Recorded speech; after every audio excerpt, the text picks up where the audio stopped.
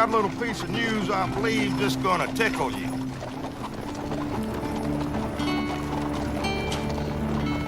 Appears to be that the marshal in this piss pit might just be an old friend of yours.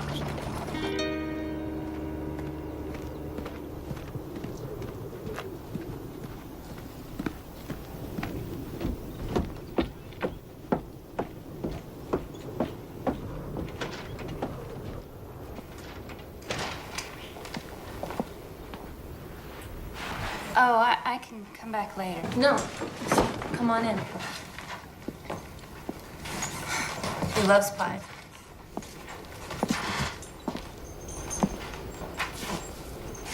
Thank you, Jenny. That's sweet. Would you like a piece of pie, Tess?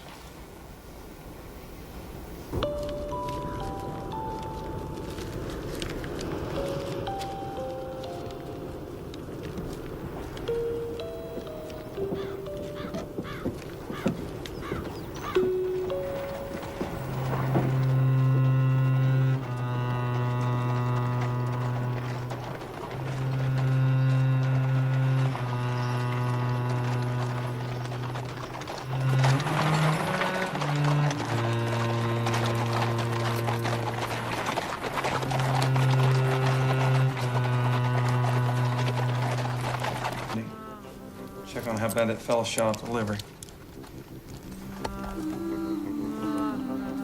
How many pies does this make? Well, that would have been 3. Why don't you just put your fingers in the middle of it, Tess? That'd be quicker than working your way in from the outside, don't you reckon? I'm not much of a cook.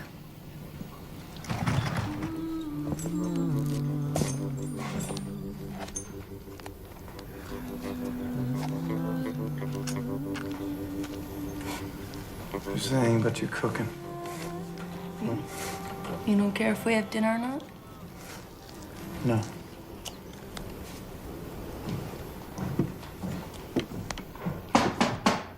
Marshal?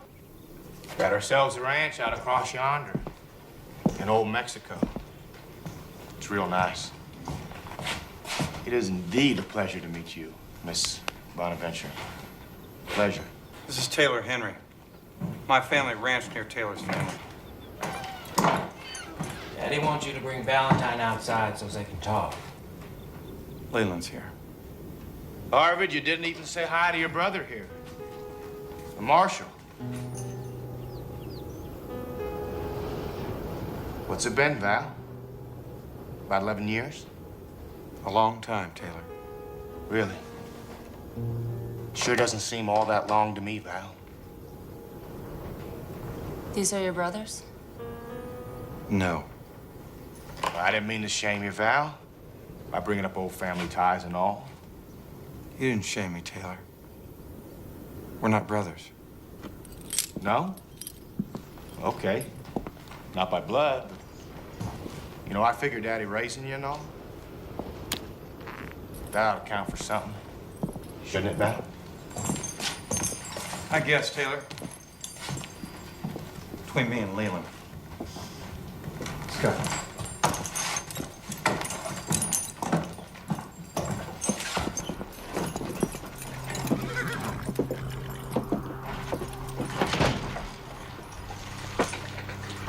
And the Lord saith, I and my Father are one. And the Son saith unto him, Father, I've sinned against heaven and in thy sight, and am no longer worthy to be called thy son. Valentine, come over here. Take my hand. Sissy, mind yourself. Leave Valentine alone. Sissy, you're looking well, boy. We read about you in the newspaper being wounded, being in Cuba. We were real proud when we learned you'd made lieutenant. Were we not, boys? I bet you was real handsome when you was shot. Were we not, boys? Daddy was all tore up about that, Val. What brings the Henrys to Los Tragos, Leland? We have business up in Tucson. Never knew you to travel much during the holidays. I came through here hoping to find a chemist. Well, we got one. He's not here. Going back east till after the new year. You still use the laudanum? Yes, it, like my chair, I remain shackled to, Valentine. I was hoping you'd ride with us just a little ways. We could catch up a bit. Well, you caught me at a bad time, Leland. With Christmas tomorrow. I'm disappointed. I'd looked forward to talking. Daddy, maybe I could stay here with Valentine. You could pick me up on y'all's way back through. We're not passing through here again, sissy. Now get up in the wagon. I'll let him have her. The rest of us are tired of the damn death of her.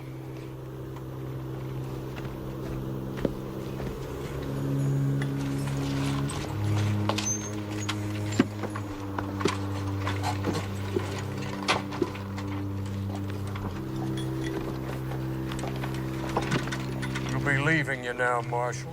Love you, Valentine.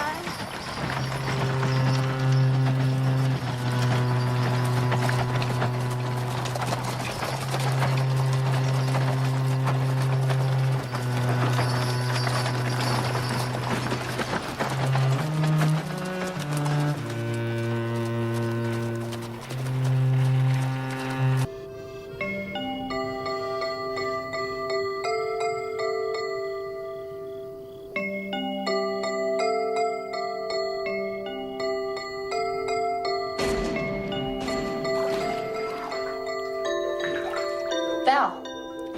Val.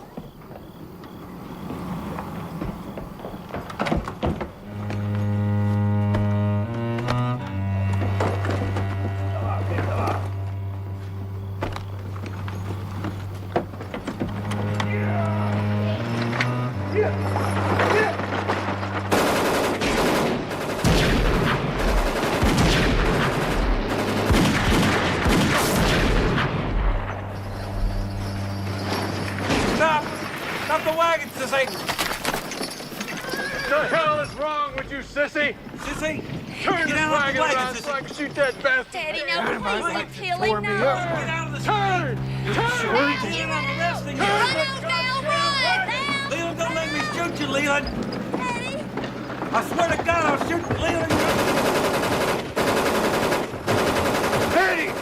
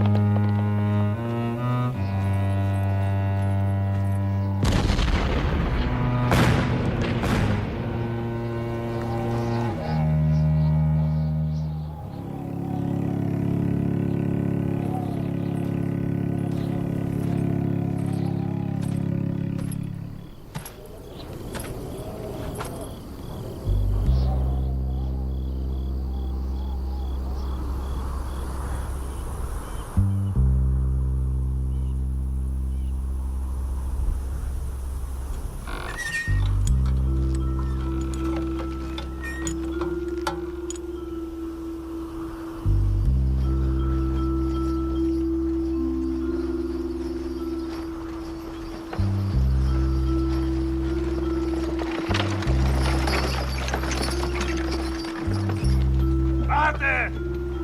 Out there!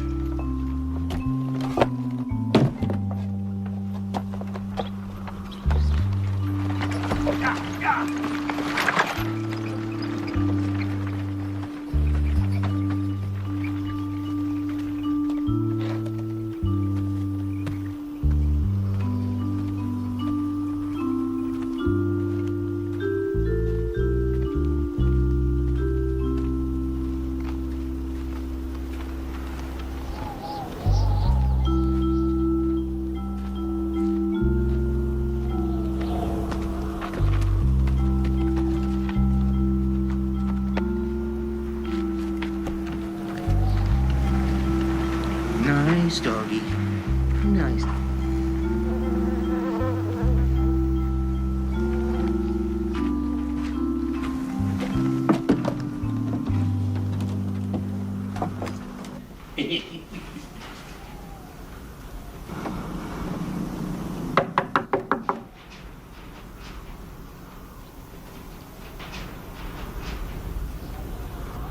Don't be beating on that goddamn door!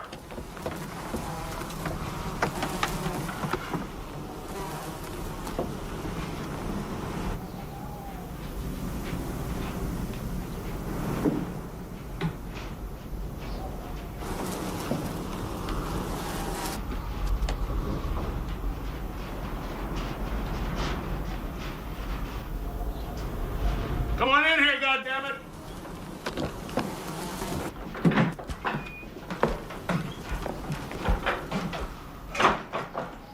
Vámonos, Pachuco! Andale, andale! Don't stand there like a bucket of shit! Andale! I'm Agent Otts from the War Department. I trust you received a wire from Judge Combs. Good. I'm damn glad of it that you're here. When you quit chewing the cud with that ass ball back there, I'm gonna hang him. I would have already hung him if it hadn't been for that court cable. I'd have hung him 2 weeks ago. That low-down cheat killed my sister's man. Now she's back living with me and mine. Well, the department thanks you, Sheriff, for keeping your emotions bridled. Pardon me. I need to speak to Mr. Sanchez regarding a family named Henry he rode with. They robbed a bank. They murdered several people Christmas Eve last year. What are you doing there? What's that stink? I'm sorry. Oh, excuse me. Clove oil. Marvelous gentleman on the train gave it to me. I've been experiencing some difficulty with a tooth. I do apologize. It's rather pungent. Actually, I've been receiving a small measure of relief from it.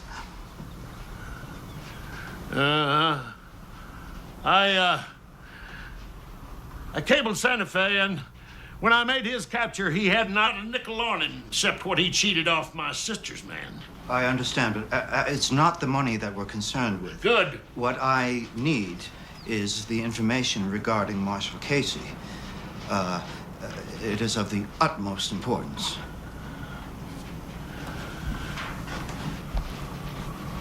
When you get through jawboning with him, we're gonna have to work on that rope. I want to make him hop and squeal. Bills! Huh, Bills? What? Go back and open up that bull turd cell.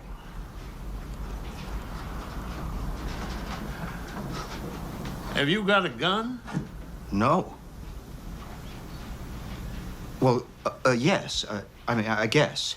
Actually, I have an issued small caliber revolver, but it's out in the trunk of the dog. I believe it's unloaded, but if you like, I'll go and... No, hell no. Take that key and go out there and wait by that cell door. And don't be fooling with that lock. Not until my man gets there and holds a gun on that puss weasel.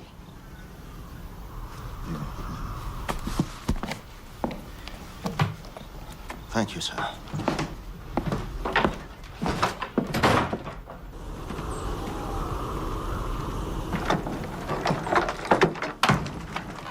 Get on up.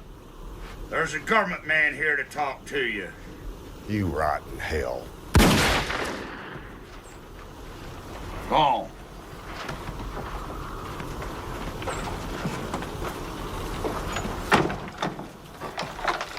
Hey, don't. I'm sorry. Not there. I beg your pardon? Oh! That's the shithole. Hey, don't swing that around, goddammit! I'll knock the fuck out of you. Now just stand the fuck still. Now what do you want? Take that fucking rag off your mouth. I can't hear a goddamn word you're saying, you silly ass bastard. I can't. I'm gonna throw up. Hey, I don't give a shit. Don't even think about throwing up. I hope you damn choke on it. I've been smelling it for a damn month, and I didn't ask you to come here and stomp the fuck around in it neither. Now, who the hell are you? And what the fuck do you want? They don't cut your hair here, do they? What? Oh, no, I didn't mean it the wrong way. I'm just saying, I have not been able to find anyone to cut my hair, since St. Louis. Listen, I'm sorry I stomped around in your messings. I really, look, I'm with the War Department. I'm trying to find out about Valentine Casey. He was reported alive and marshalling in Los Tragos when you were riding with the Henrys during that Christmas payroll robbery massacre last year. Who you calling a massacre? No, nobody, no. It's just there was some killings, and I need to be clear what happened, that's all. Yeah? Well, I'll just clear you up on old Val Casey.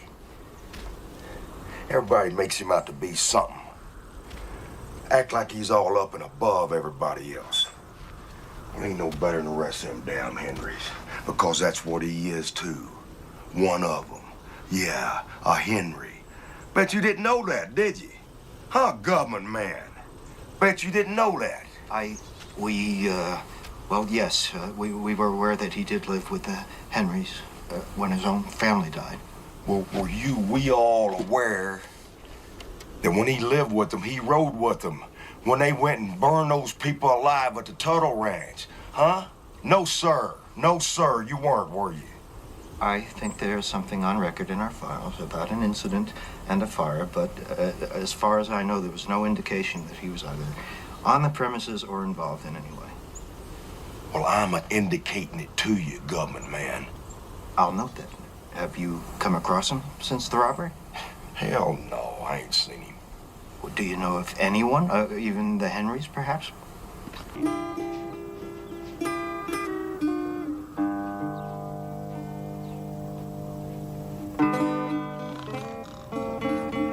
Hey, God damn it! Hey! God damn it! Shut that shit up! Ugh. God damn it! I said shut it up now!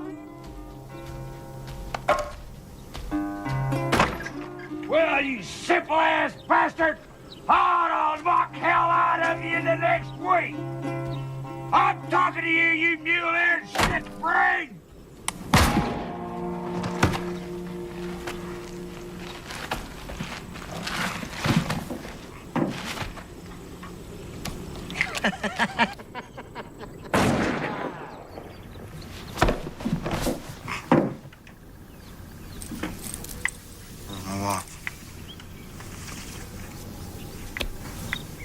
Hello? Hello? Were those gunshots?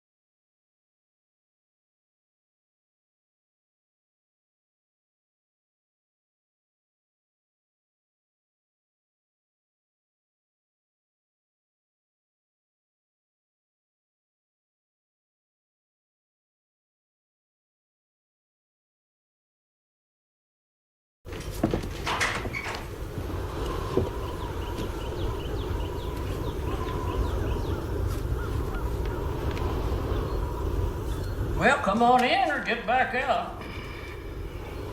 Would you be so kind as to direct me to the man called Angus Dunfries?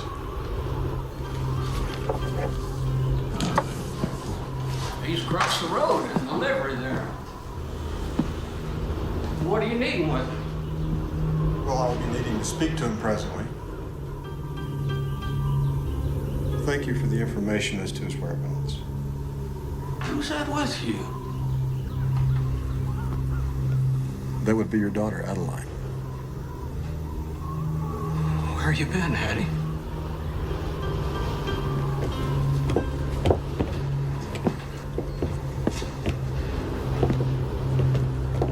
Hey, who the hell are you?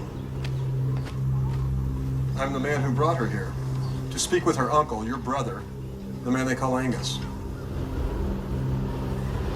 Well, he ain't gonna talk to you. You call him Angus. Nobody calls him Angus. Hell of a lot you know his name's Doc. Well, go on, walk away. Hey, you come back and find me if you want to speak to him. You will. No. I will not. Some far-off place where nobody knows how to be with her.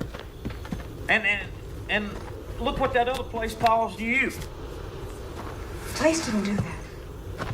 Well, all I know is you was fine when you left here. It's not why it happened, Uncle Angus. I don't want to talk about me.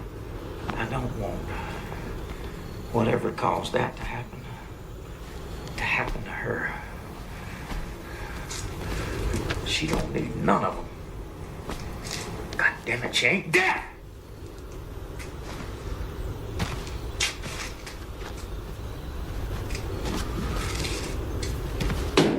Maggie! Marvin, Nora! You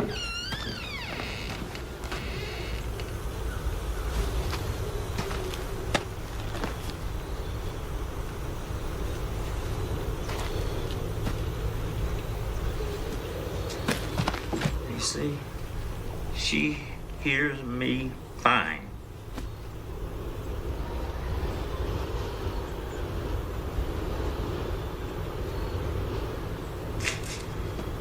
Maggie, come on.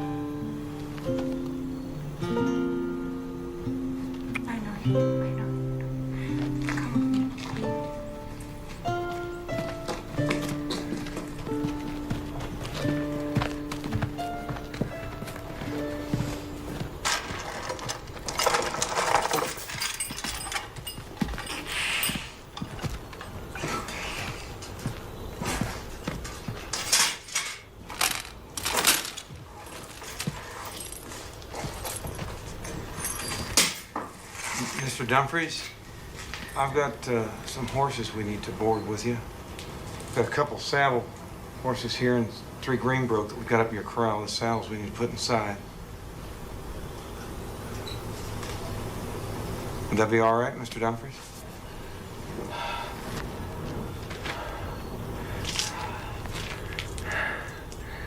Yeah. You can put them in that barn in the second stable. Here you go, Ralph.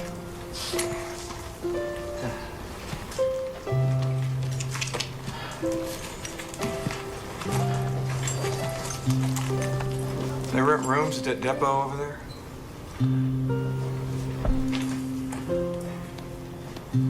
Yeah.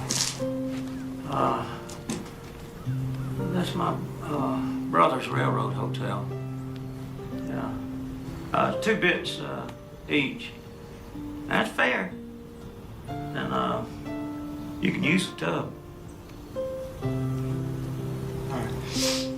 Well, thank you.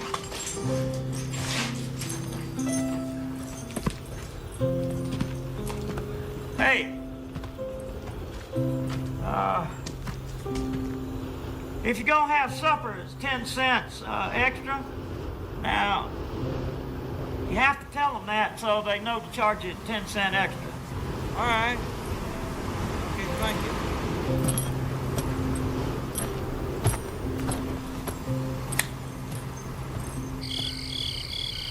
Chief, we got a wire here from Shoshone Bill.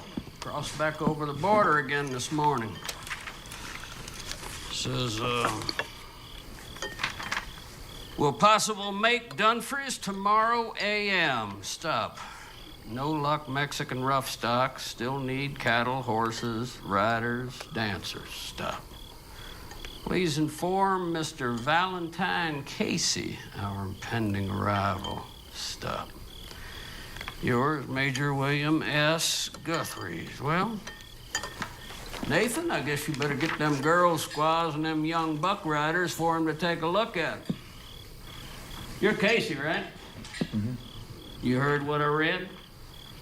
Yes, thank you. You want to see it? No, that's not necessary. I understand. He returns tomorrow. Mm-hmm. Those his cattle cars up the rail? Yeah, a spur train's gonna take them and his Pullmans up to the main line when we're done with business. Mr. Dunfries, I'd like to order a round of cognac for you and your associate, as well as Mr. Casey here, in anticipation of a successful conclusion to your business transactions with Shoshone Bill and his Frontier show. And I might add that I did see his show in St. Louis. And indeed, it was an extravaganza of Western performance unequaled by anything I've run across yet. And that includes New York shows and circuses from Europe. Well, I ain't got no cognac. Napoleon's brandy, now I got that. It's a $2 bottle. That'll suit you. Of course, that's fine. Brandy's fine. Well, good. Actually, alcohol goes straight through me. No, thank you.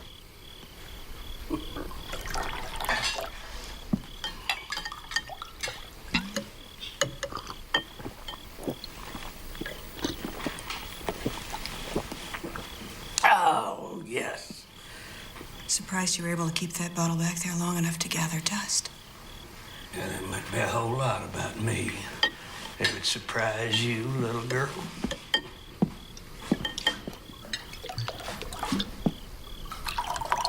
Thank you.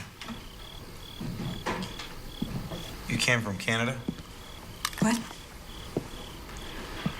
Excuse me, I didn't mean to interrupt you. I was just going to thank the gentleman for the brandy. Oh, you're quite welcome. I'm Brigadier Smalls. And this is my associate, Mr. Babcock.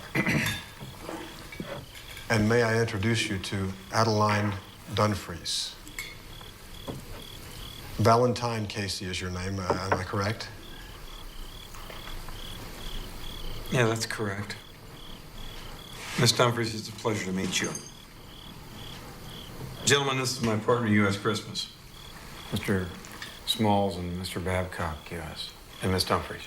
How do you do? Howdy. I saw in your trunk Montreal. I thought you must be traveling from Canada. Yes. Yes, I was in Canada. My daughter has just returned from Canada and doesn't seem to approve of our cordial consumption of libation, Chief.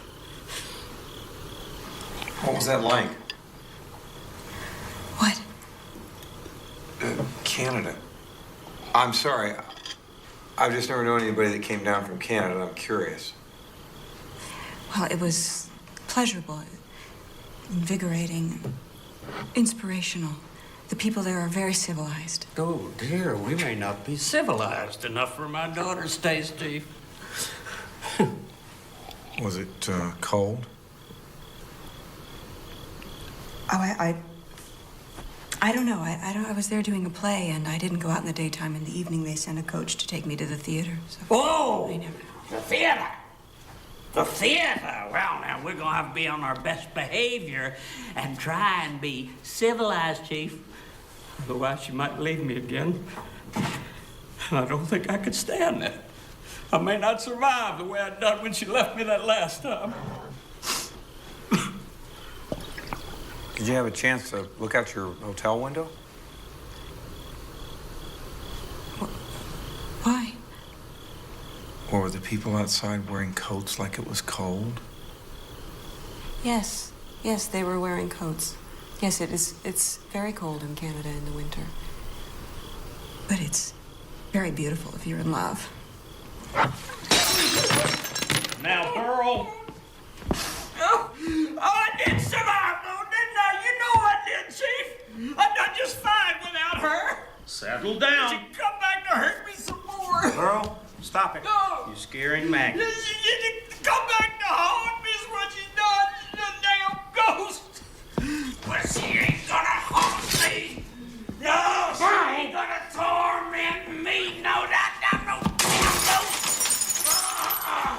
Go on, get back away from me, damn ghost. What's that goddamn door? Damn ghost. What's that goddamn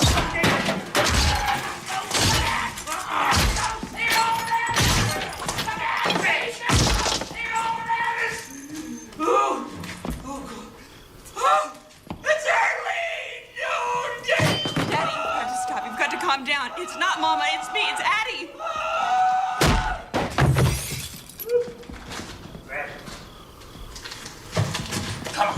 Come on, damn it.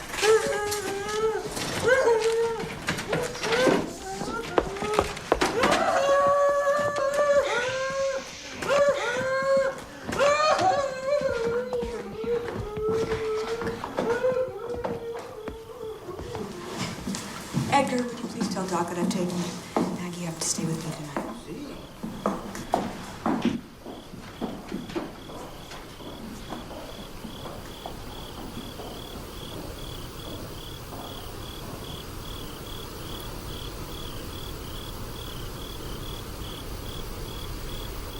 You all came back for the little girl?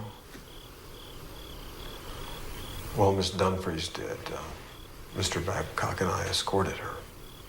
She intends to take her with her? Indeed. I believe that's what she'll do. Her journey brought her back here for that reason. The child's father doesn't seem willing to allow it. Well, her Uncle Angus is lost on his own path.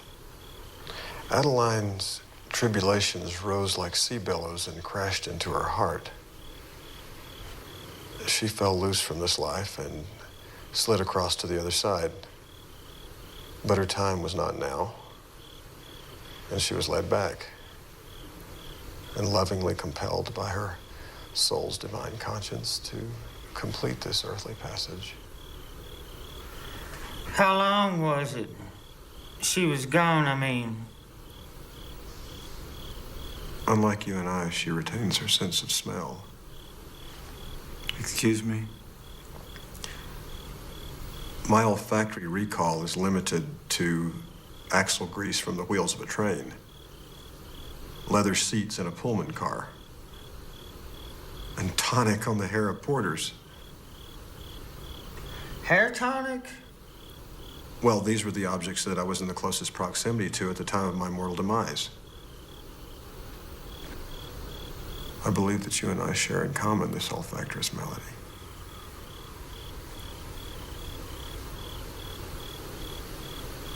Well, if you gentlemen will excuse us. Babcock and I have had a long and exhausting journey. So we'll bid you good night and retire to our rooms.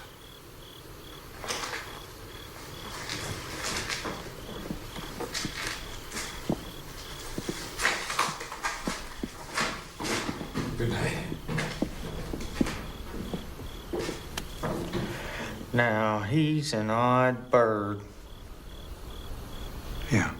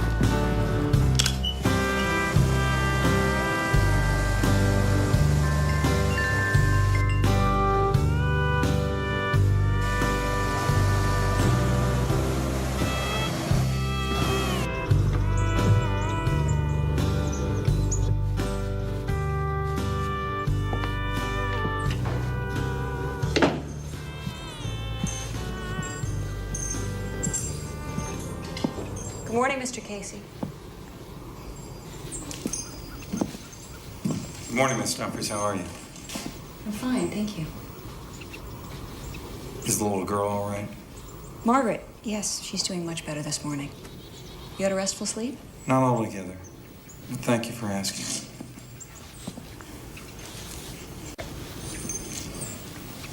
She seems very fond of you. You're wanting to take her with you? Yes, to the Berkeley School for the Deaf and the Blind. It's near San Francisco. Well, I hope her father allows you to. Well, it seems Uncle Angus had a change of heart during the night. We spoke this morning, and he's agreed to let me take her. Well, if there's any hope for her salvation, it would appear to be you. I'm not much of a savior, but I love her. I'm going to try to give her a life that means something. I think you can probably save her just fine.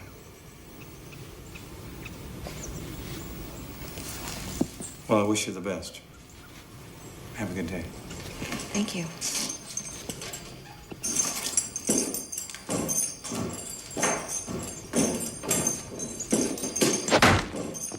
There was no risk at any time for the man on the stairway or that sweet little balloon.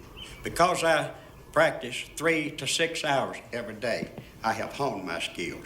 I would use this third tomahawk and take it and throw it in between the first 2 tomahawks and burst that little balloon. Now, if you look at here, well, there's not much room left between these first 2 tomahawks, barely 2 fingers. But with my skill, I can do it. From 10, now let's make that 13 paces just for luck. Some folks says 13's an unlucky number, but I say no. That's a lucky number for Jesco Leach, the tomahawk hatchet thrower, the legend of all the Great Plains and Indian Territory. Ladies and gentlemen, let me introduce Valentine Casey. Mr. Casey, allow me to buy you breakfast. How you doing, Bill? Al, getting that Cuba last month was like hearing a voice from the grave. Luke, this indeed is the gallant Lieutenant Casey. What's left of him? How you doing? Fine, thank you. Honey, show the clippings that Tulsa newspaper and Mr. Guthrie here. After you get finished here, would you mind taking those horses down and let them look at them? Sure. Thank you, Mr. Lynch. At 13 paces, I call my throw to take this tomahawk hatchet and put it in the middle and burst that little balloon.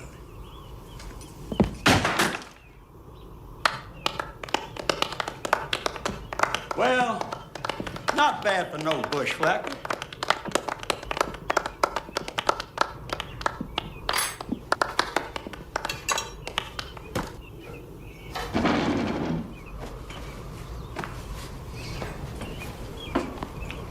Well, mister, if you're ready, I reckon we can go move them horses now.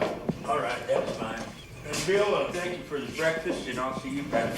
You're welcome, Luke. Sit down there in a while. Your friend has a strange sense of fashion. Yeah, he's kind of sentimental about the dress. How's that? Well, his family used to work coolie camps. And when he was about, I don't know, 3 or 4 years old, I guess, there was this renegade band of Mescalero Apache that broke off a reservation. They started raiding camps. One afternoon, they raided his family's camp. And his mother was quick enough thinking that she put him in a little girl's dress. And they kidnapped him along with the rest of the women. And he stayed alive that way long enough for an army detail to catch up with him and rescue him. Well, that could make a man have a fondness for wearing dresses. Yeah, I guess. He's not too much stranger than the rest of them out here, though.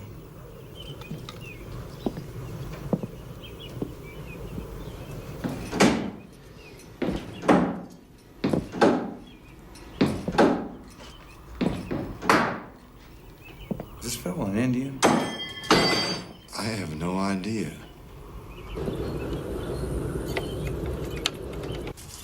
No, that's probably enough. Are these caliente? Son muy picosos. You have a sack, a tote? Yes, yes. Sofía, ¿dónde está la bolsa? Oh, yeah, that's good. That'd be great. Morning, Sophia.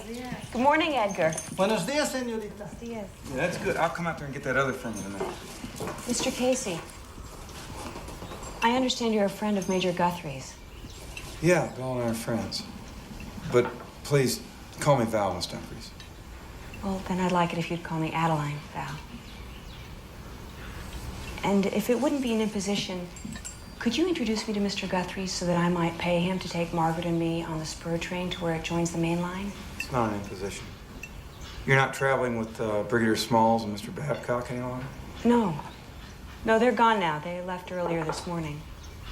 So I guess I'm gonna have to do that saving on my own. I'm sorry, I didn't mean to pry. No, I know you didn't. When you're finished breakfast there, I'll take you down when you bed. Thank you. Edgar?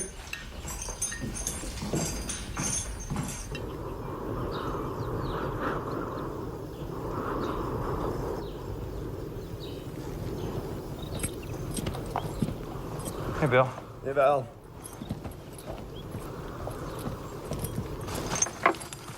Margaret, you come on now. You're gonna have a little float in the balloon.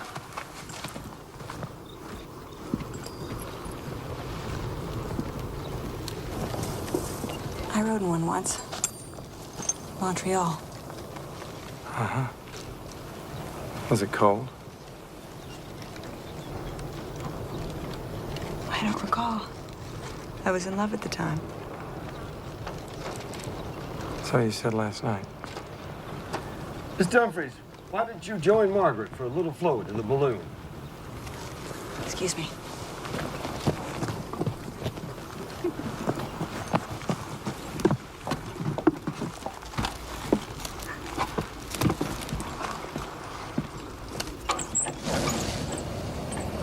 Pretty wild rig. Yeah. It's a lot of fun, though. Where you headed after we finish our horse trading? I've got some business with some folks I think are nearby. Suppose you couldn't wait? No, not really. I was thinking that a trip to California might be pleasurable for you. You could see the whole frontier show before we go on tour of South America and Europe. That'd be nice, but I just can't do it right now. Well, truthfully, I was surprised to hear from you. I think I was a bit confused about what happened to you after Cuba. Yeah. Cuba gets sort of foggy for me after I was shot. It was good down there until then.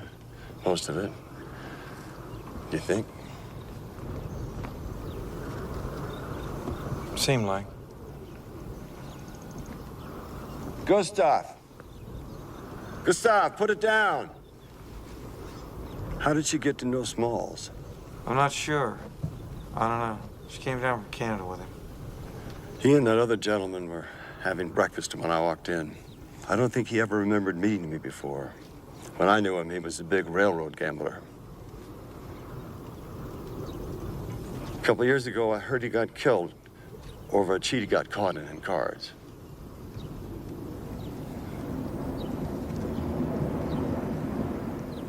You ever been up in one of those things? They're magnificent. I don't know why, but you seem to care less about things, anything really, when you're up in one. Come on, Valentine. Let me have Gustav show you how to float one of those balloons.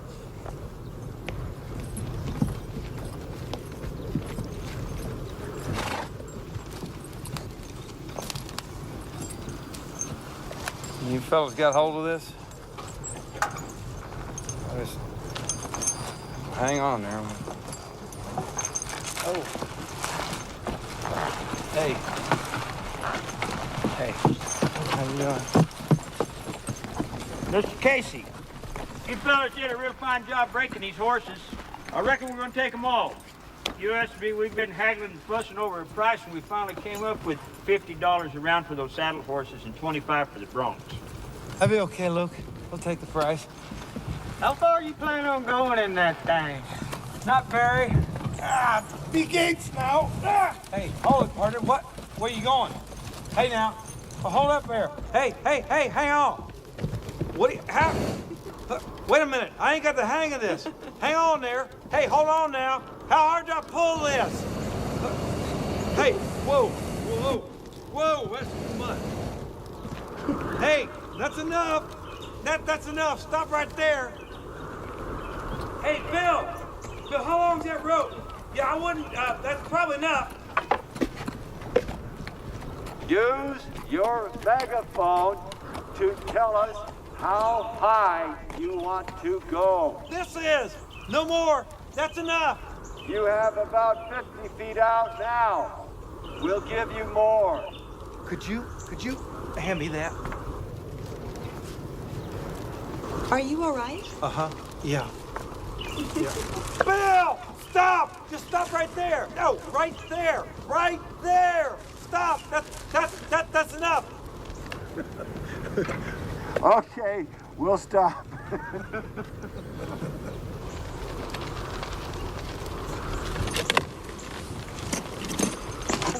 Are you sure you're okay? Yeah. I mean, I think maybe if I just sit down here for a minute, it'll be okay.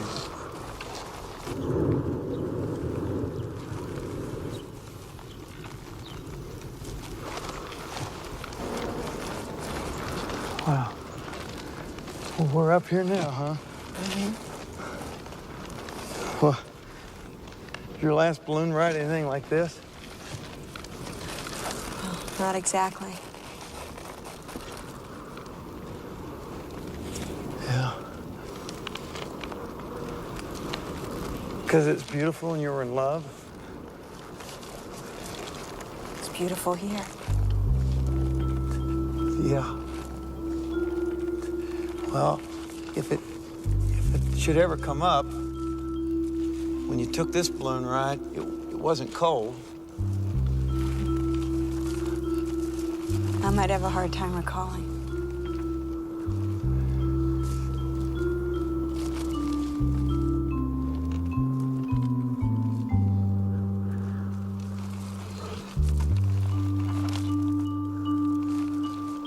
Well, I doubt that I'll remember too much about the weather.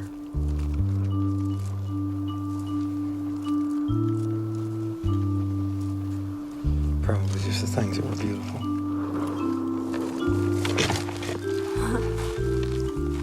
You ever been to San Francisco, Val?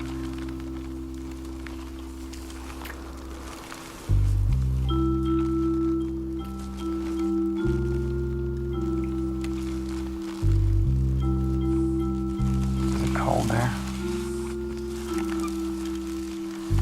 Well, according to Samuel Clemens, the coldest winter he ever spent was the summer he lived in San Francisco.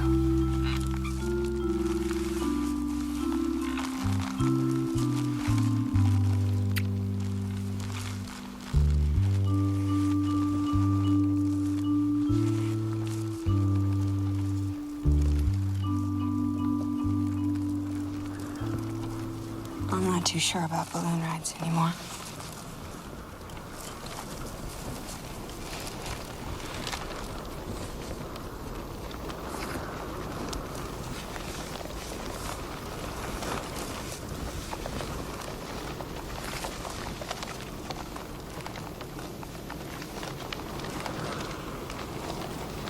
I'm sorry.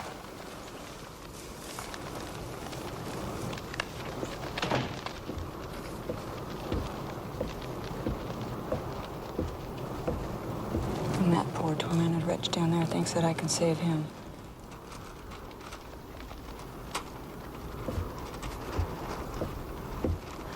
But he wouldn't let me even if I could. Yeah, I guess we all hope for someone to save us. I used to wish so bad that I could have saved my family and made my side sore. They're gone? Yeah.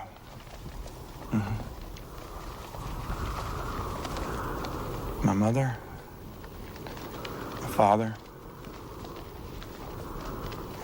my sister, and my little brother. Influenza. Killed them all.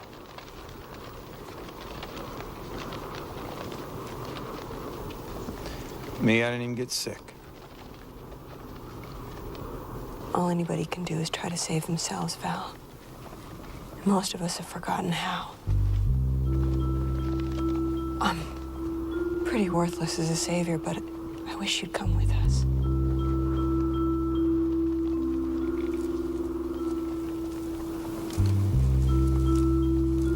I guess maybe I can buy a coat out in San Francisco.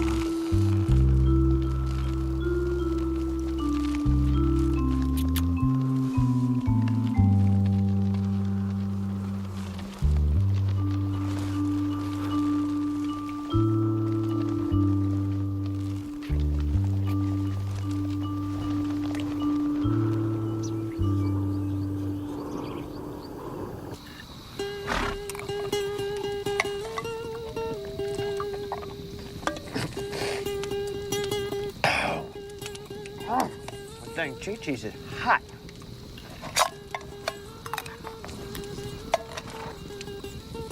Why don't you throw that out? So dang good.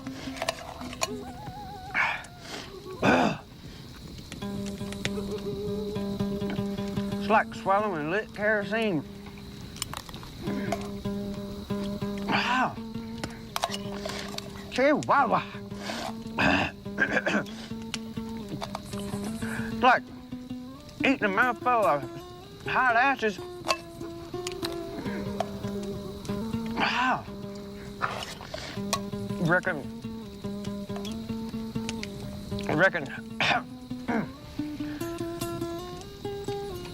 reckon Chinese food be hot? I suppose we'll be eating a lot of that out in San Francisco, huh?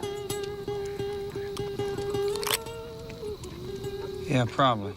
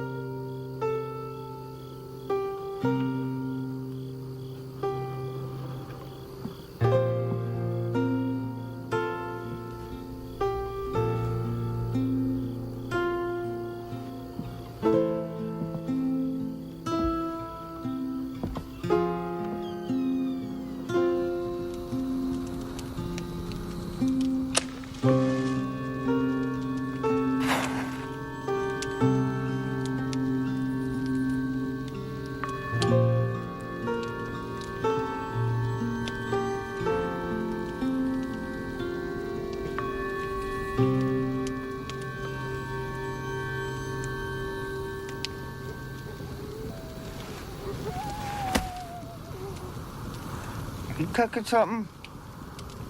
Smells like something's cooking.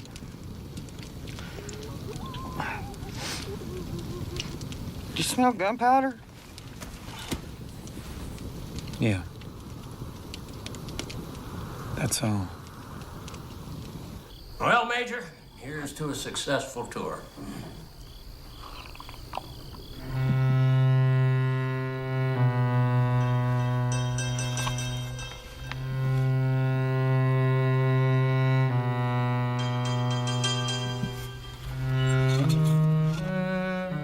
Edgar? Edgar! Who told you to turn them goddamn lights out? Okay. What? Where the hell are you? I'm right here. Oh! Hey!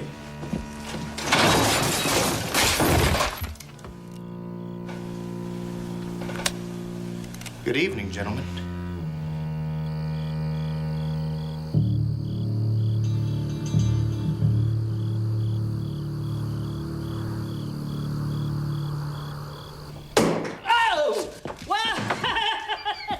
Sorry, Arvin. I didn't mean for that cork to get that close to you.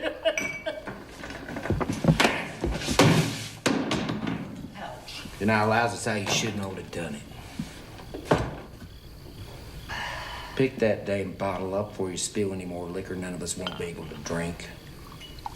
And wipe your damn front off with that rag. You look like you pissed yourself. Well, God. Shit, Arvin. I said I was sorry. God damn you that.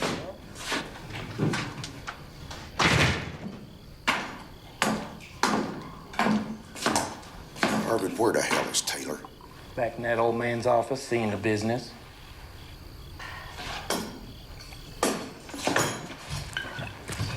Hey, no gal, where you going? Taylor didn't say for you to come in here. Hey, that woman and that little sick girl's up there. Hell, he will. I see her in that window.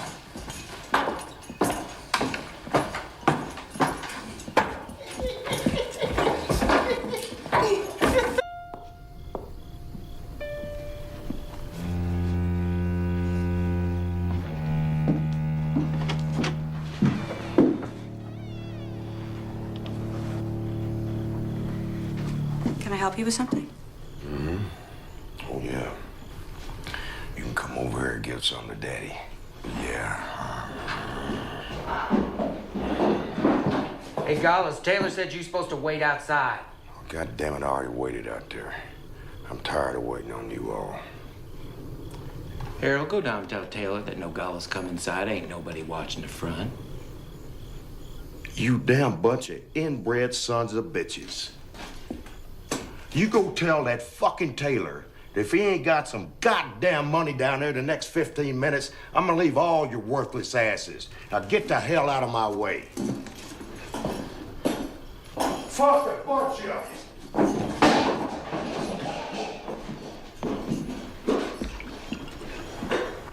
That's a $1 bottle of whiskey. I reckon Taylor will pay for it when he come back. He's getting our money.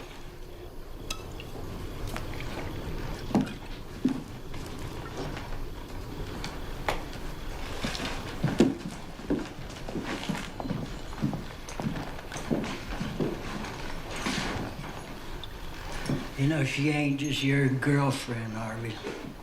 I seen her too. She gets to be my girlfriend too.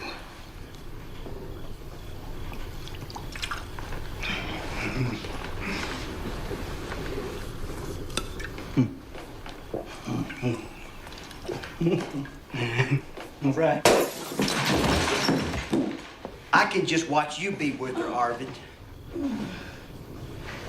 Oh, damn, Arvid! You're supposed to get me away with a woman. That's what your daddy said. He said I could help pick her out, too. Now, goddammit, I picked that one. All right, Uncle Jude. Okay. I'm gonna let you have her first. Harold, you can just sit there and watch. I want you to lay down with my Uncle Jude here.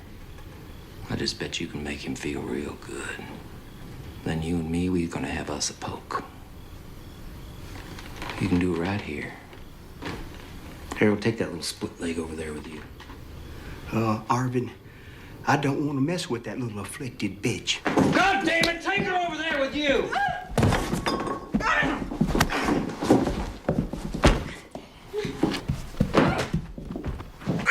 Harold, go get that little bitch before Taylor sees her. Come on, Uncle Jude, get them pants down. Daddy, they're after Margaret!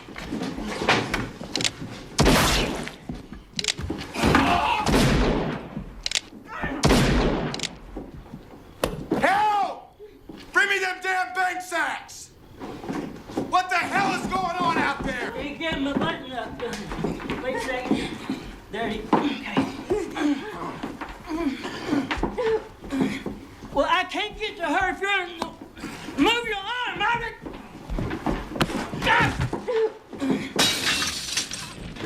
You bitch! God damn it, Harold! Why the hell am I waiting on you?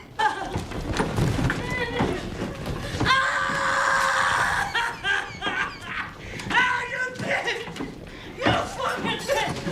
You got out of my fucking nuts! You...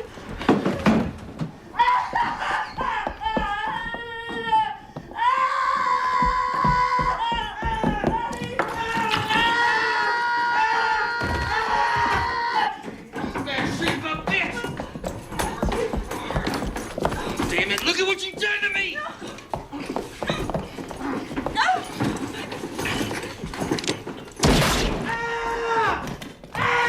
God almighty, Taylor!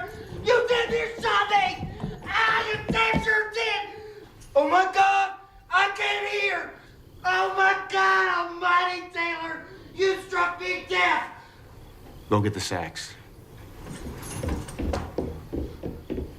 Y'all are worthless.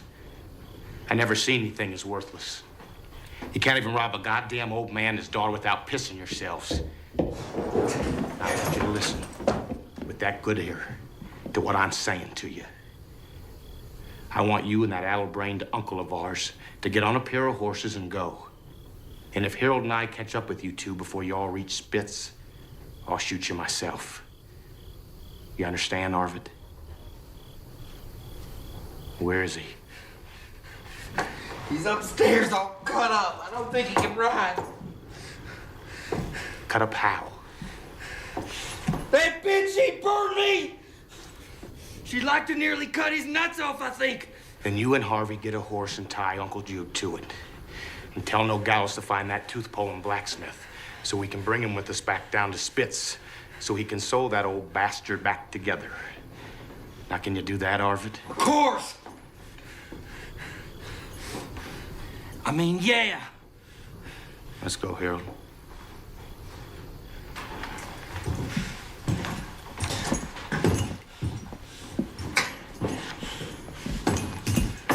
Hey, Harvey! Harvey!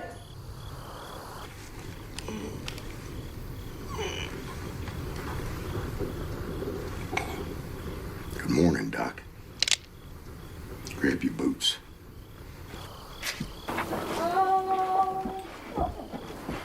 Hey, Mr. Blacksmith.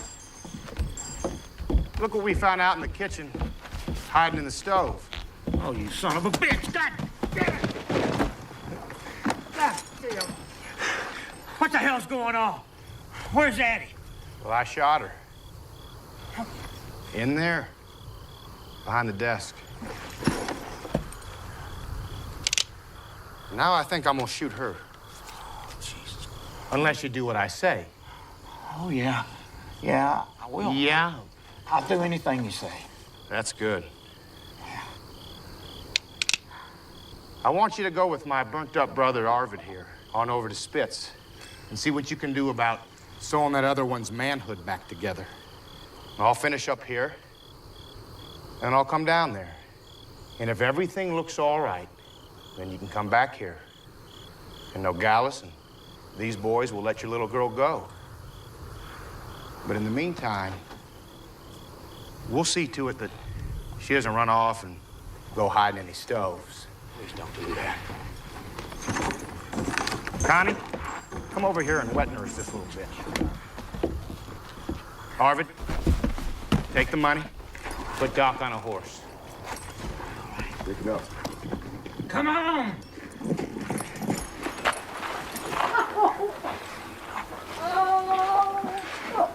I'll see you on Spitz.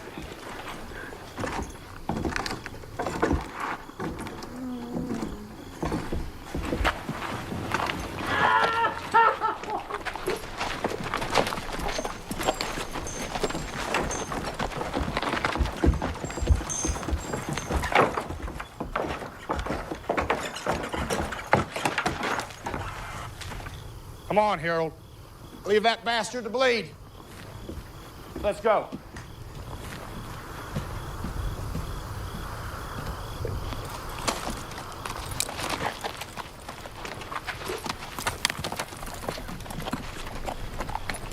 Hey, I don't like you.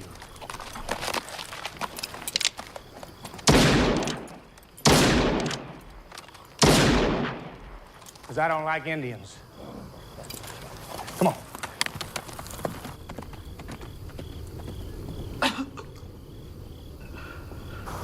Hey, Connie.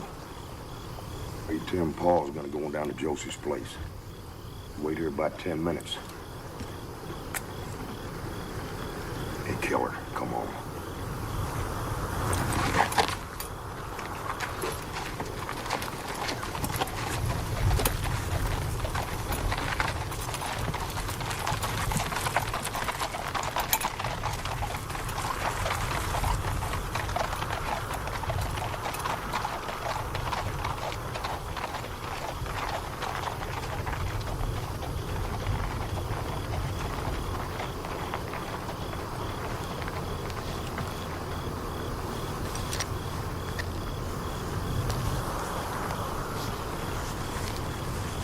Hey, mister. Touch this.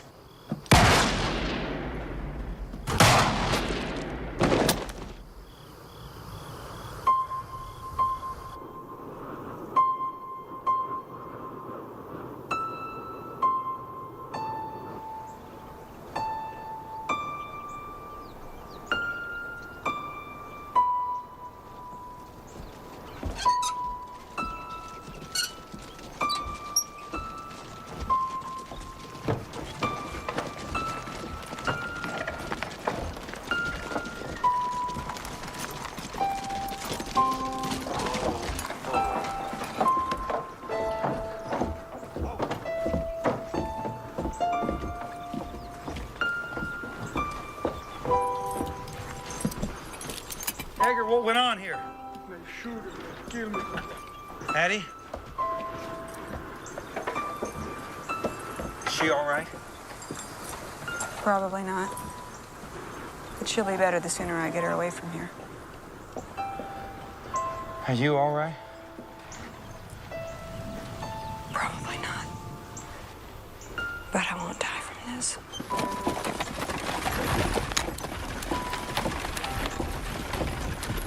Where's Angus? They made him go with him to tend to the one that was cut up. Shoshone? They shot him, but he'll live. He's on the train. Needs treatment soon. So we're leaving as quick as we could bury Daddy. Are you coming? Who did this?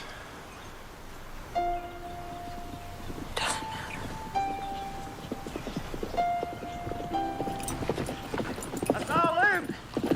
They paid us for them horses. They're loading them as we speak. He get caught up in this? No. Time he heard of it, it was all over with. But I know who did it, though. Who? No guileless kid. Some of them damn Henrys. Part of them took the blacksmith, and that one that was cut up real bad and took him off the spits to tend to him. You get the rest of those horses down to Luke, and let's go. All right. That won't save anyone. I know you can't wait, but I'm gonna finish this, and I'll come to San Francisco.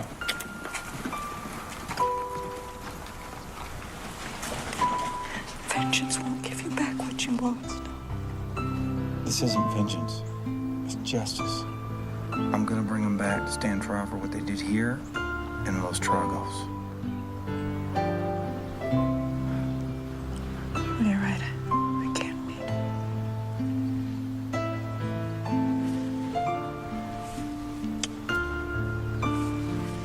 I gotta go.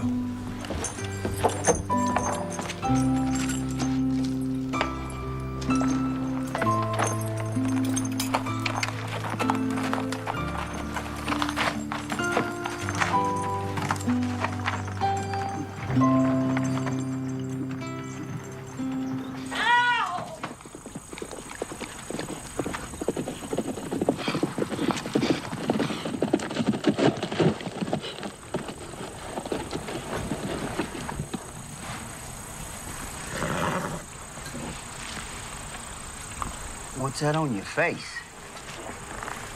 Axle grease. Keeps the sting off. Where's Uncle Jude? Inside, that Smith's doctoring on him. Why don't you stay here and see to it that Uncle Jude gets sewed up?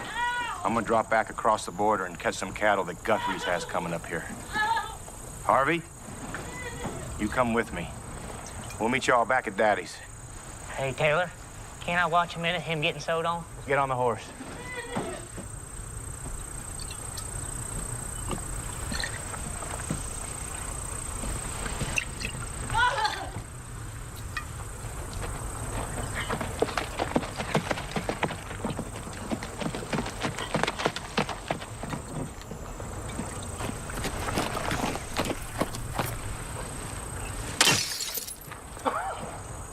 Hey, that weren't empty. What? That's okay.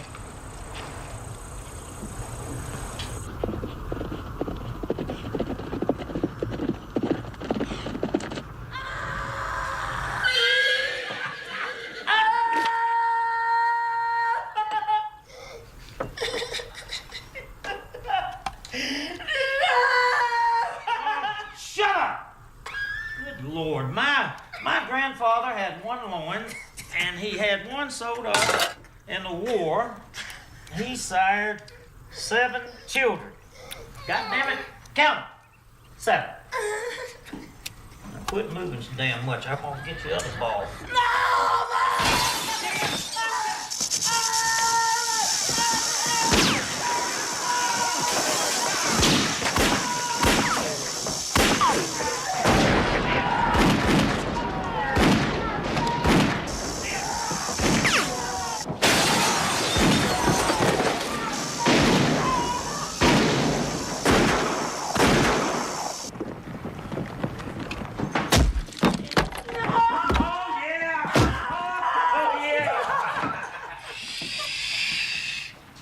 want you to hear this.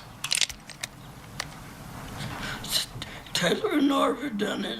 They done all of it. I ain't done nothing. Where are they, Jude? They went down to Leland's place. Where's Leland's? Leland's in Mexico. Let's get him on a wagon. Let's go. Come on. Come on. Hey, come on, the Come on.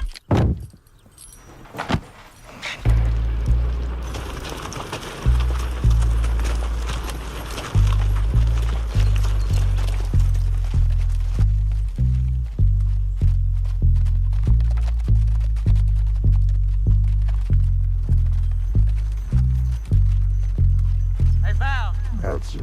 Looky yonder. Come on. What you reckon?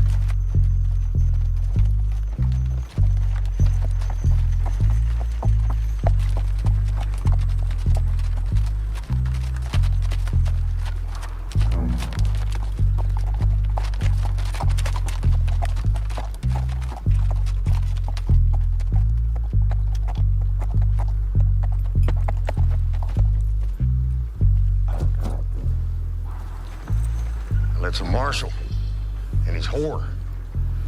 Buenos dias, amigos. Y'all know assaulting a U.S. Marshal is a federal offense? Probably hang you. Yeah, but he ain't no marshal no more. Are you? Nah, he give that up after we rode through Los Tragos.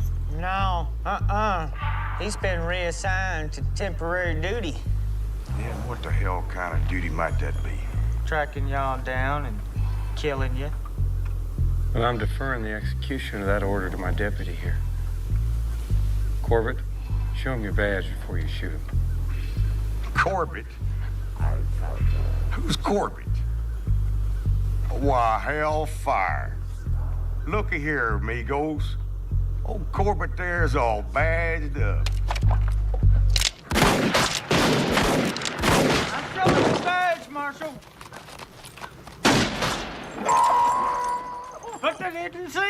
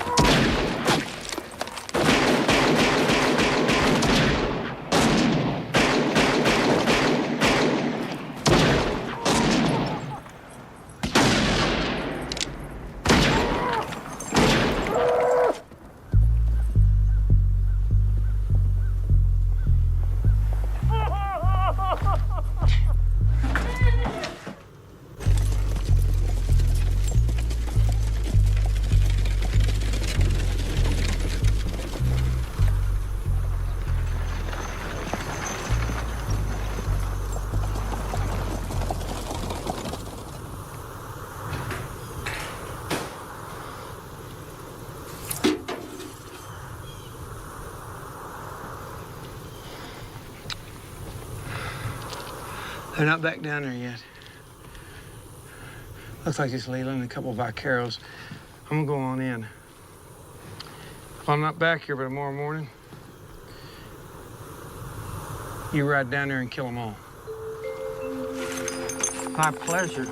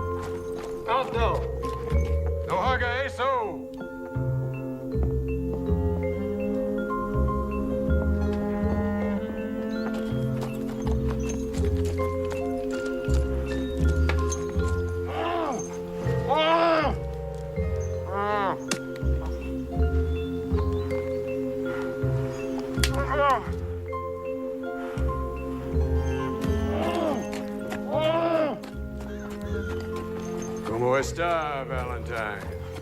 Not very well, Leland. Prodigal son returns. Luke 15, verses 11 through 32.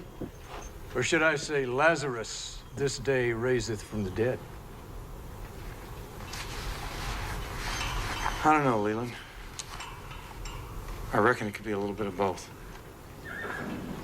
It's a peculiar way to state it, especially concerning the information I've just been reading from a satchel delivered to me from the War Department by the gentleman out there that's about to perform self-dentistry.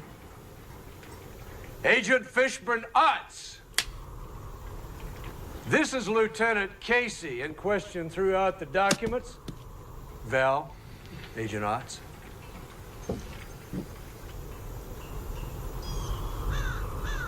I've come to arrest you, Leland. Take you back to stand trial for Los Tragos. Taylor and the boys are going to face trial for Los Tragos and what went on in Dunfries yesterday. Sissy, bring me those papers. Sissy, bring me those papers about Val. I'm bringing them. Sissy, Sissy! I can't reach this. Hand it to me. What the hell is wrong with you? I'm trying to fix my face right, Daddy. I guess Sissy's a little excited that you're here, Valentine. See that fellow over there with the tooth problem, Val? He's a government man. He's had trouble with that tooth ever since he came to us, so I had Alejandro and the boys teach him how to take care of that problem the Indian way. Ain't that right, Agent Otts? Mr. Henry, since Mr. Casey has arrived, perhaps I could be on my way now and seek out a proper dentist upon my arrival at Tucson. I really don't think that anything this extreme is necessary. The tooth feels immeasurably better now.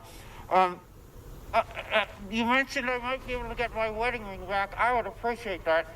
But feel free to keep the crucifix as a token of my appreciation for your graceful hospitality. No, I think we better take care of that tooth problem. Thing like that can turn on you and just give you fits. Nogales come across him when old Sidney had to stay in a lockup up across the border. How are your arms holding out, Agent Otts? It appears to me you may be near the end of your agony. The odd thing is he was looking for Valentine Casey's next of kin. So old Sidney thought he'd be his personal escort and give him safe conduct through this hostile territory surrounding us, so that he could bring us these urgent documents. Now, it says here in this letter and these documents that you were mortally wounded. I guess that means you were killed, Val. In the course of an action when your company was ambushed near the town of Santiago de Cuba. You ever been to Santiago de Cuba, Val? Yeah, near there. My God, boy, you look like a ghost just brushed up against you.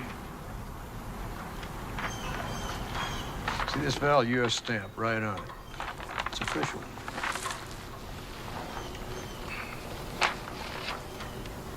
To the next of kin of Lieutenant Valentine Casey and to whom else it may concern, let it be known that Second Lieutenant Valentine Casey died under conditions of valor in the course of hostile action near Santiago de Cuba on or about the 1st July, 1898. Lieutenant Casey was posthumously promoted to the rank of First Lieutenant USRA and decorated for acts of bravery. Now, please accept my condolences and deepest sympathies on behalf of the United States government and its citizen for this most monumental loss of your loved one.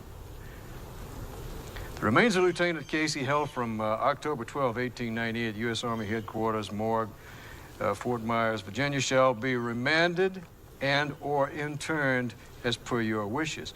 We respectfully await further instructions. Russell Alexander Algie, United States Secretary of War. That's official. You can see it. Back to business. It's downright queer. It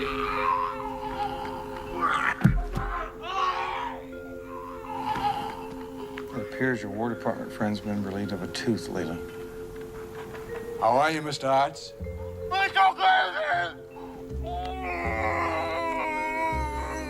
You must be feeling enormous relief, Agent Otts. Don't speak to me now. No need to thank me. We can talk later, over supper.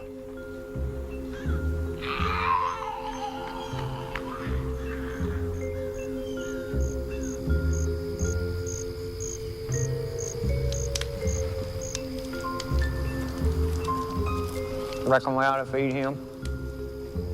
I don't think I could stomach watching the son of a bitch eat. All right.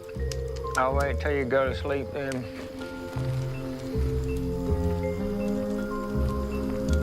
There's a lot of good people out there,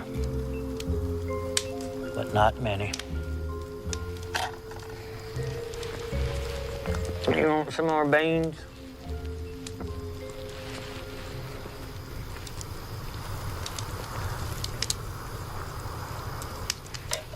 You think little Margaret is okay on that train with them, Guthrie's? Mm-hmm. Yeah. They was fine, except Adeline was kind of shot up real bad. Well, not that bad. She just sort of was. The way I had to come up when I was a kid just took the desire out of my heart to ever have a little child.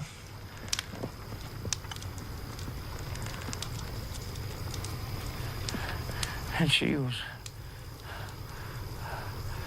born deaf because Satan made her that way. I know that's what it is because, see, I'm not supposed to ever have anything I like. I'm not just supposed to. And I look at her sometimes. And I love her so much. I love her so much, and I know I should, and I know I can, I know I won't, I know I just can't do it.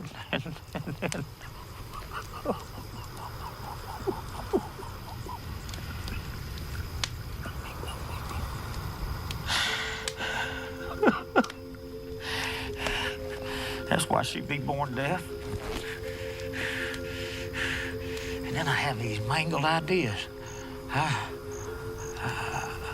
I was gonna choke her. And then I had that vision, and I talked to Jesus.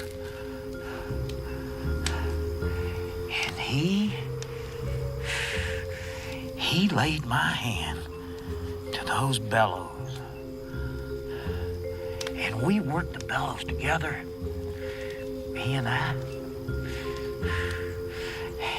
And we worked them, and we worked them, and we worked them, and we worked them, and we worked them, and we worked them, and we worked them, and worked them, and worked them, until it caught fire and burned Satan right out of me.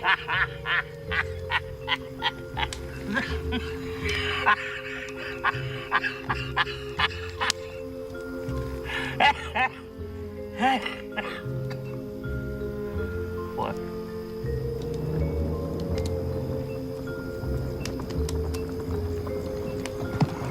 Hey!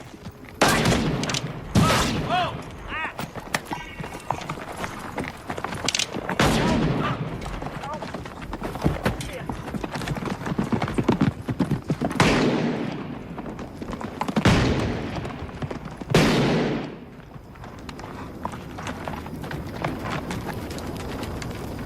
Harvey!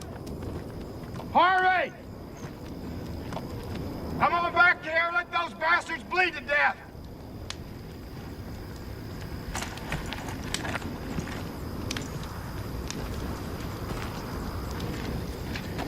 Evening, Uncle Jude. Harvey, goddammit, come back here!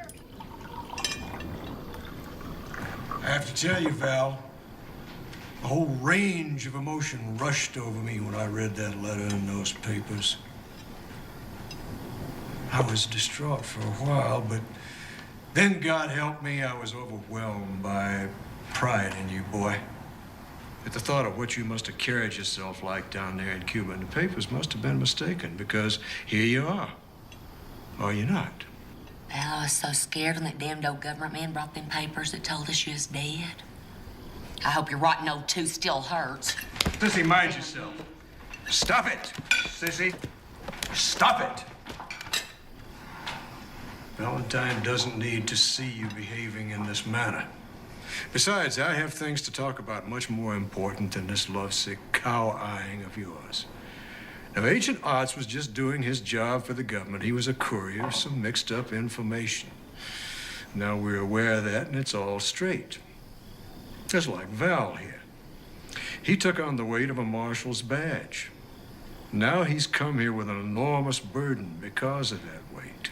But it's mixed up, too, because he just doesn't realize that his obligation to see justice done can be overlooked and forgiven to us because we're his family.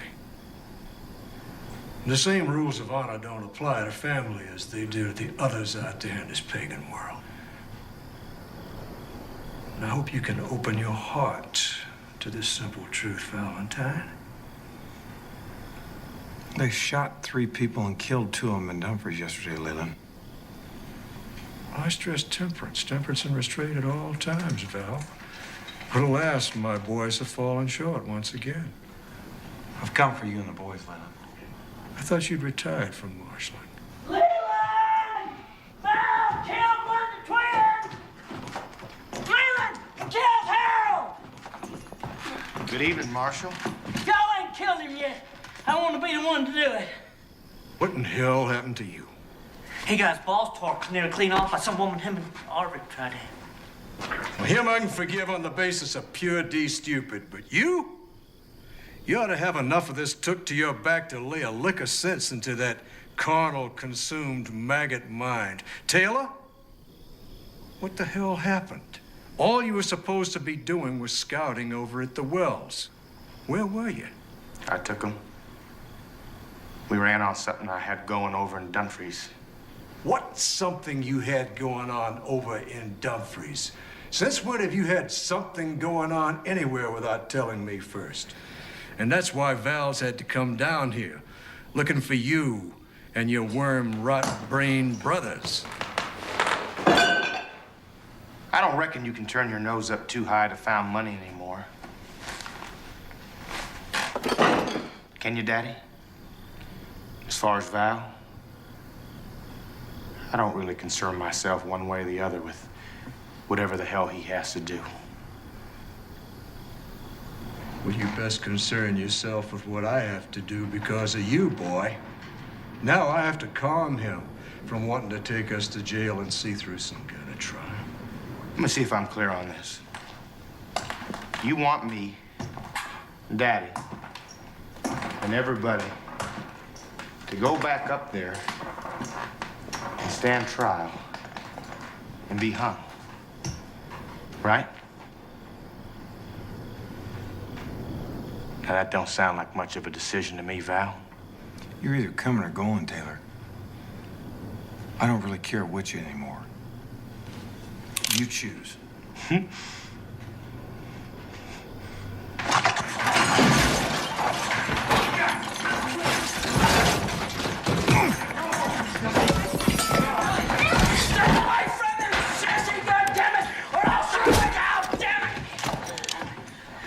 Harvey, you put that pistol down or I'm gonna come across there and shoot you with every goddamn gun in this room. Because I'm having to think real hard right now about why the hell I need the useless half of a worthless set of twins. None of you are killing anybody. I still decide who dies around here and who don't. Now you two get up off the damn floor and take Valentine out to the barn and tie him up.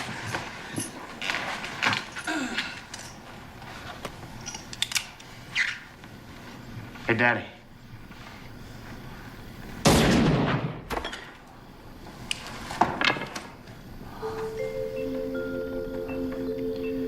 You all heard Daddy. Take Valentine out to the barn and tie him up. Now, goddammit!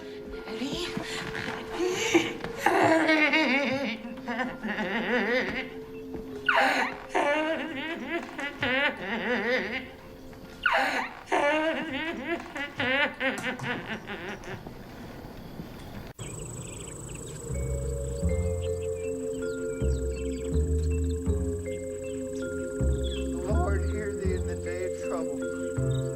The name of the God of Jacob defend thee. Send thee help from the sanctuary and strengthen thee out of Zion. Remember all thy offerings and accept thy burnt sacrifice. Selah. Some trust in chariots and some in horses, but we will remember the name of the Lord our God. My God, why hast thou forsaken me? Why art thou so far from helping me? From the words of my roaring, the name of the God of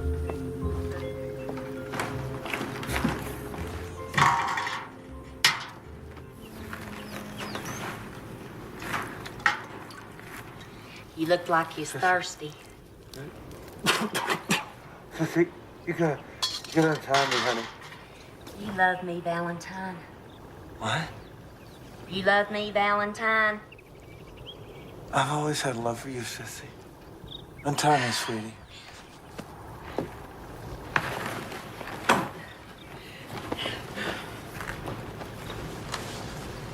What are you doing? What are you doing, Sissy? Well, I'm marrying you. Oh, honey, that's not how you marry somebody. I love you, Valentine. I need you to want me. I know I ain't worth much. You're worth more than I ever let you believe. Just untie me, sweetie. You'll go off with my brothers. I want to take him back to stand trial, Sissy. So I'll come back here and help you after I straighten things out. You're gonna come back? Yeah. Hey, sis! What the hell are you doing over there? You get up off him, sissy, so I can kill him, you damn whore. Get off of him! You shut up. We're getting married. You can't get married, sissy. If that's all there was to it, you'd already be married to Arvid. Now get out of the way or I'm gonna blow your ass off too. God, you get out of the way. Ow! God damn you! I told you to get out of the way! Arvid, go see what that was. And then bring Valentine back out here so I can kill him. Bury him in that pit with Daddy where he belongs. You heard me, coward! You saw me guilty! Hey,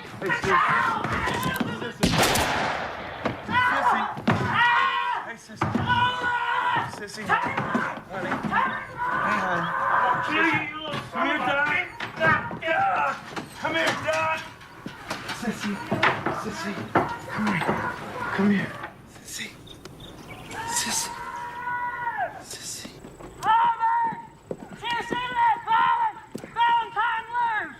No, wait up, Arvid. I seen that little bitch do it, too. She let him loose, I shot her. I shot that little bitch good now.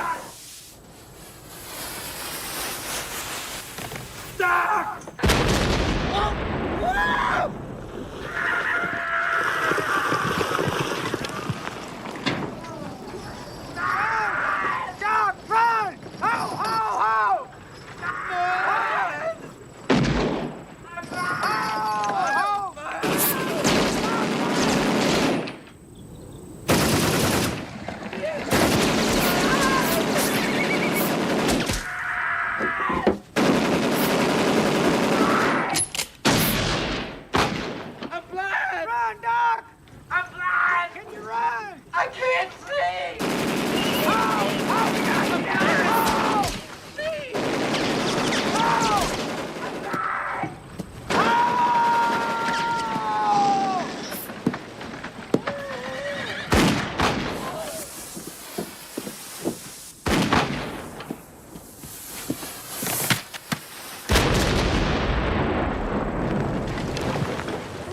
God damn it, Taylor, you blew up Uncle Jude! Well, shit, goddammit, I saw it! Oh.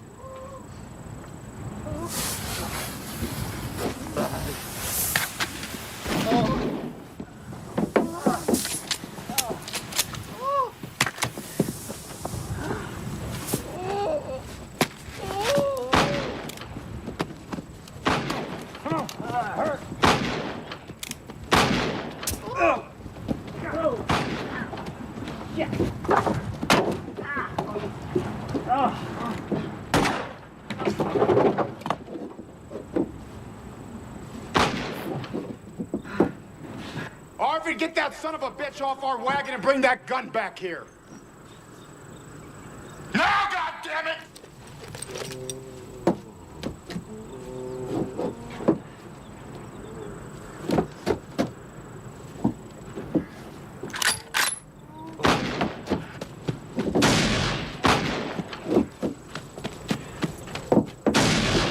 Oh, shit! Harvey! Take the goddamn dynamite and go help Arvid. I can't, Taylor. I can't. Now, goddammit, or I'll shoot you where you stand.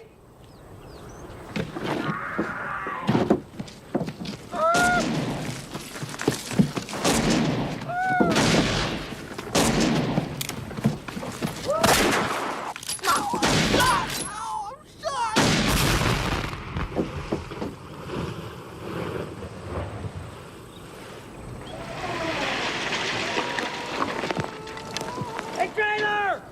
Yeah! What was that blowed up? Harvey, goddammit! Harvey! Shit! Come here, down there.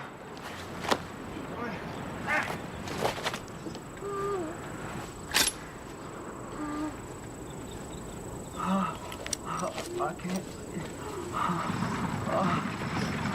Oh! Oh! Oh! Oh! Oh! God damn it! Oh! Val! Where are you? Oh. Val! Val!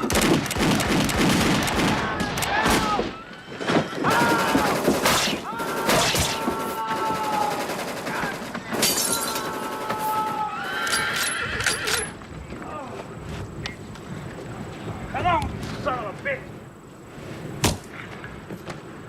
Ah! Ah!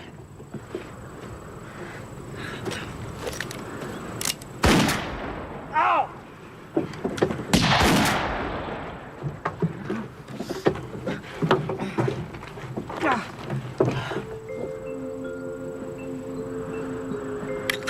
Valentine! Yeah?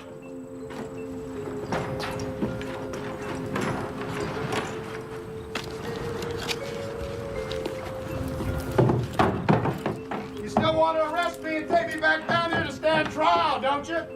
That's why I came down here, Taylor.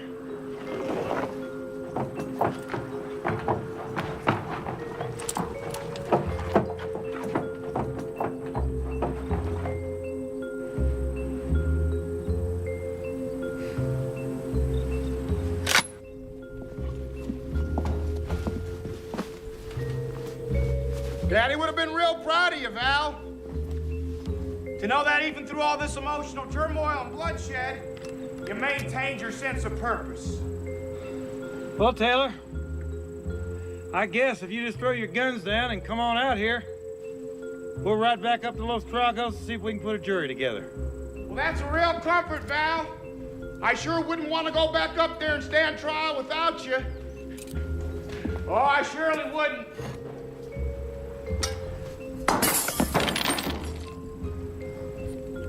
You make it out of here?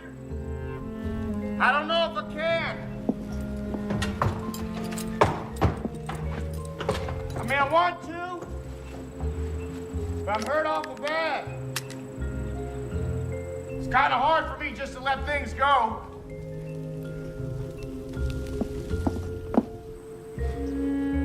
It's all right, Taylor.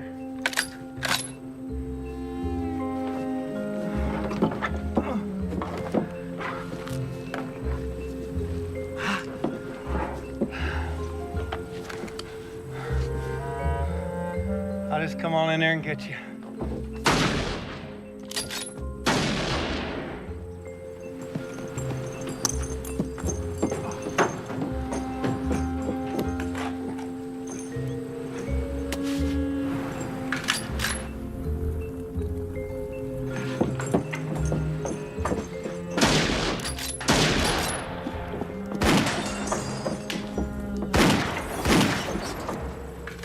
I truly admire your sense of duty, Marshal.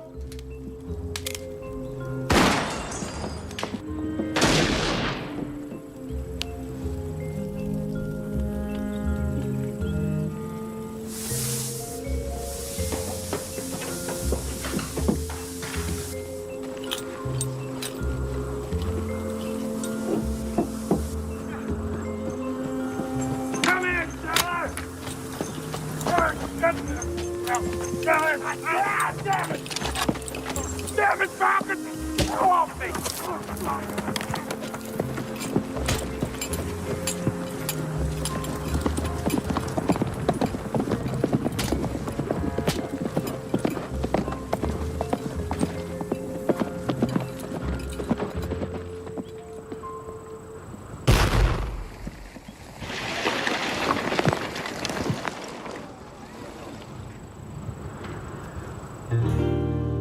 As the crimson light of the sun slowly rose on the horizon, the serene stillness of a cool morning spread across the valleys. Birds sang sweet melodies from the branches.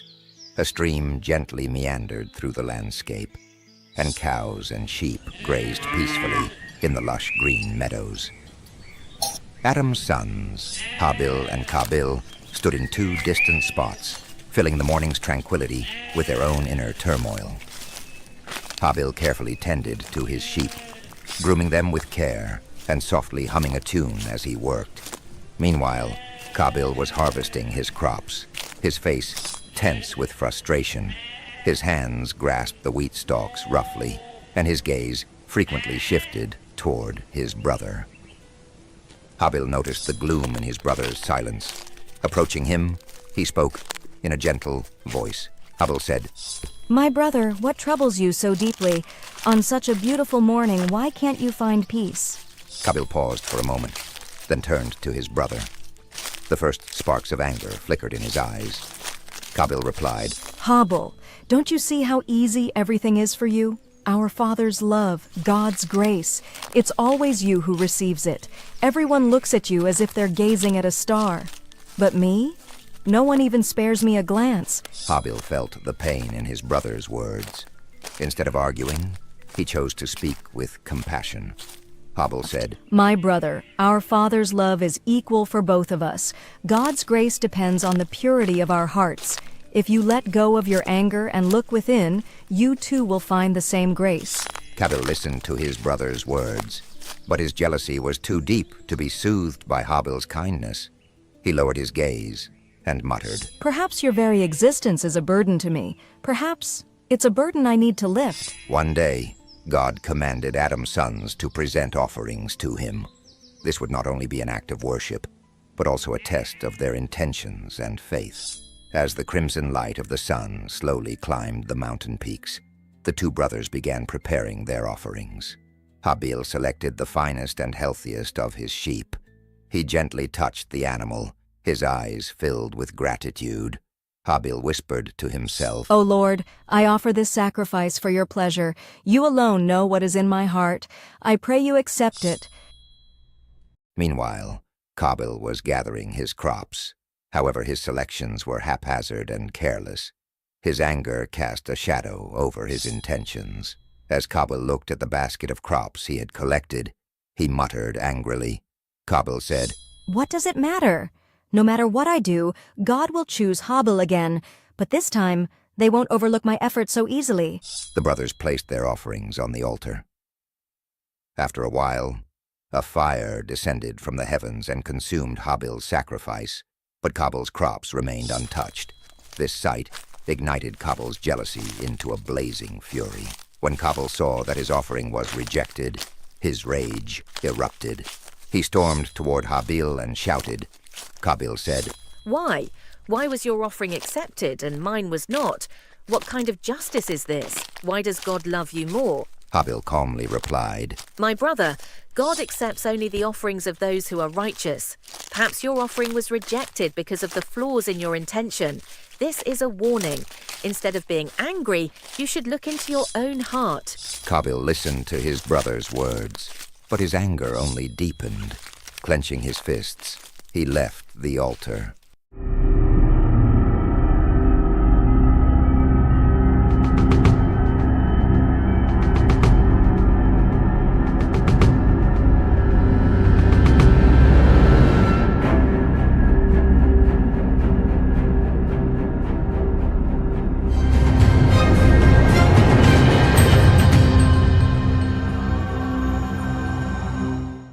Hello everyone, and welcome back to our channel. Today, we're diving into a topic that's affecting millions across the globe, the escalating climate crisis. In recent months, we've seen mega wildfires, flash floods, and extreme heat waves devastating entire regions. But what's driving these catastrophic events, and how are they linked to climate change? Let's break down the details and analyze the broader impact of this global emergency, the climate crisis and recent disasters. Over the past few months, the world has witnessed unprecedented natural disasters. Mega wildfires in Canada, Australia, and the Mediterranean have burned millions of acres, forcing thousands to evacuate. Simultaneously, extreme weather events like flash floods and heat waves have become more frequent and intense, threatening lives and livelihoods. Statements from organizations like Greenpeace and WWF. Environmental organizations such as Greenpeace and WWF have linked these disasters directly to increased greenhouse gas emissions and the continued reliance on fossil fuels. In a recent statement, Greenpeace warned, if policies that accelerate climate change are not reversed, the frequency and intensity of such events will only worsen. Meanwhile, WWF emphasized the need for immediate action to prevent the extinction of numerous species due to rising global temperatures. Scientists' warnings and recommendations.